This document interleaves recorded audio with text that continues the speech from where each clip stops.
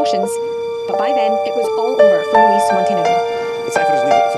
Who comes out weakened above all is the country, and I deeply regret that. It's all a far cry from this time last year, when the Democratic Alliance celebrated defeating the incumbent Socialist Party in early elections. Portuguese voters will be asked to do this again, participate in another snap general election, the country's third in 3 years, this time scheduled for May. Montenegro faced questions throughout his short tenure about his family's business dealings. He denies wrongdoing and says he'll stand for re-election. The main allegation against him concerns his family business. Kok bisa gitu ya? Oh, itu karena negara itu pakai sistem demokrasi parlementer. Jadi emang Perdana Menterinya itu emang gitu langsung sama parlementer. Kalau partainya itu kalah, otomatis emang langsung bisa diganti. Beda banget ya sama Indonesia. Kalau di sini presiden tetap menjabat sampai masa jabatannya habis, nggak bisa diganti sembarangan. Nah, itu menariknya. Demokrasi itu ternyata nggak cuma ada di satu negara aja, ada beberapa model yang diterapkan di berbagai negara. Setuju. Yuk kita bahas satu-satu tentang model-model demokrasi di dunia. Oke, model yang pertama itu tuh ada demokrasi langsung. Nah, di sini tuh rakyat bisa memilih tanpa ada perantara. Kayak di Yunani kuno kan. Waktu itu warga negara langsung kumpul buat nentuin kebijakan.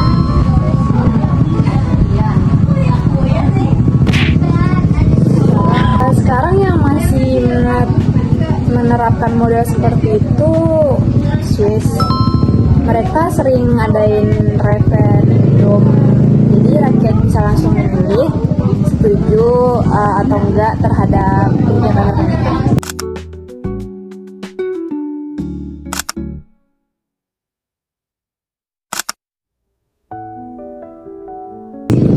Keren sih, tapi kayaknya kalau negara besar kayak Indonesia susah ya. Kalau semua rakyat harus kumpul buat putusin kebijakan. Makanya muncul yang namanya demokrasi tidak langsung atau demokrasi perwakilan. Di sini rakyat memilih wakilnya untuk membuat keputusan politik. Oh, berarti kayak kita milih anggota DPR dan presiden gitu ya?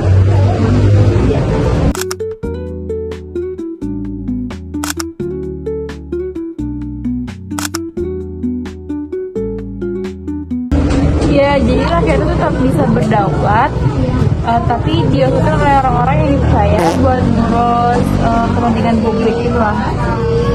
Dan sistem ini paling banyak dipakai di dunia sekarang, termasuk Indonesia. Kalau bicara soal perwakilan, ada juga yang disebut demokrasi parlementer. Di sistem ini kepala pemerintah adalah Perdana Menteri yang dipilih untuk parlemen. Oh, jadi Perdana Menteri bisa diganti kalau partainya kalah dukungannya di parlemen. Betul banget. Contohnya Inggris.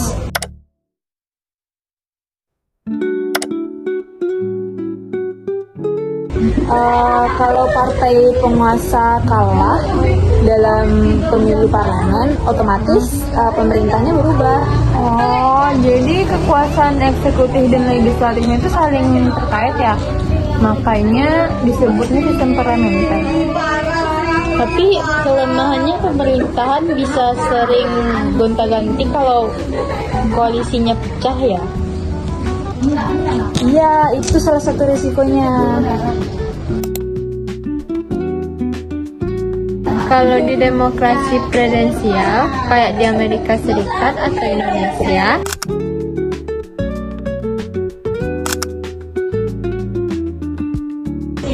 Presiden adalah kepala negara sekaligus kepala pemerintahan. Oh, dan presiden tuh dipilih langsung oleh ini ya, oleh rakyat, masa jabatannya tetap, jadi lebih stabil gitu nggak sih? Tapi hubungan antara presiden dan parlemen bisa aja tenang kalau partai pendukungnya beda. Iya, tapi kelebihannya sistem presidensial bikin pemerintah lebih kuat dan stabil. Karena presiden nggak bisa dijatuhkan cuma karena beda pendapat politik. Nah, ada juga namanya demokrasi campuran. Jadi kayak gabungan antara parlementer sama presidensial. Maksudnya contohnya tuh kayak Prancis. Yang ada presiden dan perdana menteri itu kan? Iya. Iya, di Prancis. Presidennya tuh ngurus kebijakan luar negeri.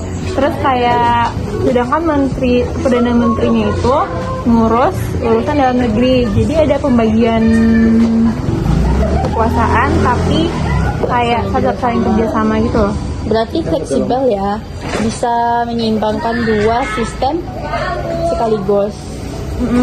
Bisa dibilang gitu. Jadi kesimpulannya demokrasi di dunia nyata banyak model. Ada demokrasi langsung, tidak langsung, parlementer, presidensial, dan campuran.